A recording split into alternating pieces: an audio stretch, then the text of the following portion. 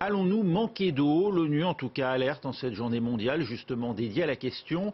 Des milliards d'êtres humains sont en danger. Écoutez le secrétaire général des Nations Unies, Antonio Guterres. L'eau est un droit humain et un dénominateur commun du développement pour façonner un avenir meilleur. L'eau est devenue un problème. Nous retirons à l'humanité sa substance vitale par la surconsommation vampirique et l'utilisation non durable que nous faisons de l'eau. Et nous provoquons son évaporation en réchauffant la planète. Nous avons brisé le cycle de l'eau, détruit les écosystèmes et contaminé les eaux souterraines. On parle avec vous, Camille Romain-Desbosques, vous êtes directrice générale de l'ONG Vision du Monde. L'ONU, on vient de l'entendre, pointe un risque imminent de crise mondiale. On en est là? On en est là, oui, et Vision du Monde et tout son réseau World Vision est aujourd'hui aux Nations Unies pour tirer la sonnette d'alarme. Aujourd'hui, c'est une personne sur 4 dans le monde qui n'a pas accès à l'eau potable et les perspectives pour les années à venir sont vraiment très inquiétantes. Nous avons brisé le cycle de l'eau, vient de dire, on l'a entendu, le secrétaire général des Nations Unies, détruit les écosystèmes et contaminer les eaux souterraines. Quelle est la responsabilité, quelle est la cause première aujourd'hui de ce manque d'eau? Est-ce la sécheresse, le manque de précipitation ou bien l'existence dans l'atmosphère d'un taux jamais observé, d'une concentration jamais observée de CO2 et de gaz à effet de serre? Alors aujourd'hui, quand on parle de la crise de l'eau qui est là, il y a à la fois effectivement le manque d'eau pour une bonne partie de la population aujourd'hui et ce stress hydrique ne va qu'en s'intensifiant. Mais il y a aussi le pendant qui est à travers l'accélération des phénomènes climatiques extrêmes qui sont les inondations.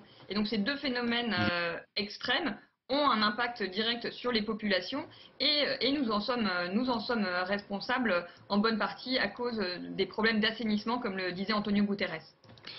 Des problèmes d'assainissement, quelques 2 milliards de personnes sont aujourd'hui privées d'accès à l'eau potable, vous le disiez, 3 milliards et demi n'ont pas accès à des services d'assainissement gérés de façon sûre. C'est dû à quoi? Alors, quand on regarde donc dans les pays, et notamment les pays plutôt en développement, la pratique de la défécation à l'air libre, tout simplement, est encore très répandue. Donc ces matières fécales vont aller souiller les points d'eau qui sont utilisés par les familles pour boire. Donc il y a des contaminations très directes à travers, par exemple, cette pratique.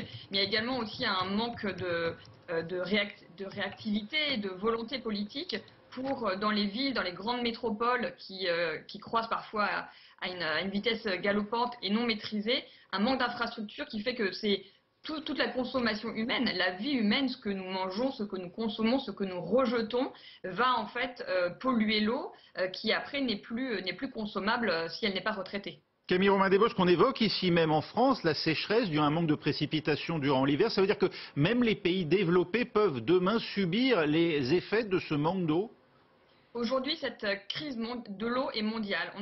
Plus personne n'est épargné et personne ne sera épargné. Donc nous sommes à la fois en France, en Europe concernés. En 2021, on a vu des inondations particulièrement frappantes sur le continent européen. Donc oui, nous sommes tous concernés et aujourd'hui, en cette journée mondiale de l'eau, c'est vraiment à une intensification des efforts et une réelle volonté politique que Vision du Monde appelle de ses vœux.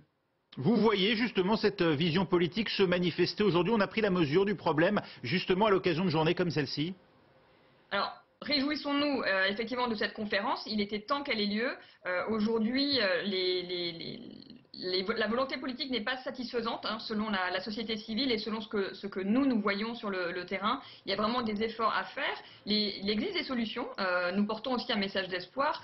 Des solutions existent, des solutions techniques. Aujourd'hui, c'est un enjeu de volonté politique, un enjeu d'investissement pour prendre le pas sur la crise et éviter que des effets irrémédiables ne s'installent. Mais il existe des solutions. Donc c'est vraiment une question de volonté.